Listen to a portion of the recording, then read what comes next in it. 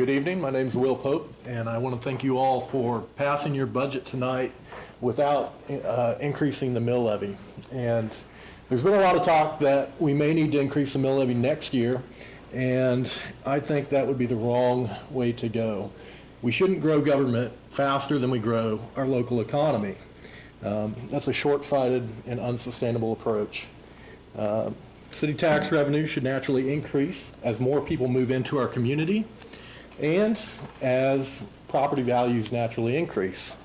It shouldn't increase because we're putting artificial increases into it. And I would point out that the budget for the city has increased quite a bit over the last few years, quite a bit more than inflation. So the problem is we haven't grown. You look at where our population was in the year 2000, that was the year GoTopeka was created. Year 2000, we were at 122,000 people. Had we grown at the national growth rate, we'd have gained 20,000 more people by now. If we had grown at the state growth rate, we would have gained 10,000 more people by now. But we have lagged behind both. We've grown by 3,500 people, and our population is only 900 more than it was in 1970. So economic growth is a big issue, and that is the one way that we should increase our tax base, not by increasing our mill levy.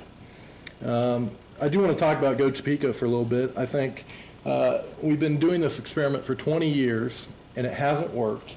And it's time to take a hard look at whether we need to go in another direction. You know, they were created to give out corporate incentives to businesses here in town with the thought that that would create jobs, stimulate our economy. A lot of research shows that that doesn't work, and it hasn't worked for Topeka, and yet we're putting $5 million a year into GoTopeka and not looking at it.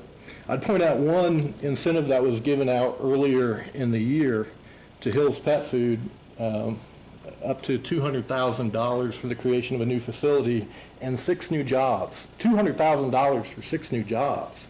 That's not a transformative economic development strategy. I think we need to go in a different direction. And Hill's Pet Food, they're owned by a $15 billion a year revenue company. They can afford to build their own building. Chances are they're not going to be building that anywhere else. They're headquartered here in Topeka. And I would also point out that their finance director is on the board of GoTopeka, which is the entity that suggested they be awarded that. I think we need to be more careful about where we're putting our tax money. I'm also concerned about the use of the TIF in the CID districts, which you talked about tonight. They create inequity in our local market. And so if you're in the district, that's great for your business. You're doing well. You've got an advantage. But if you're outside of it, your business is probably going to be hurt. And in fact, you saw that earlier this year when you guys created a CID district on Wanamaker at the old Kmart.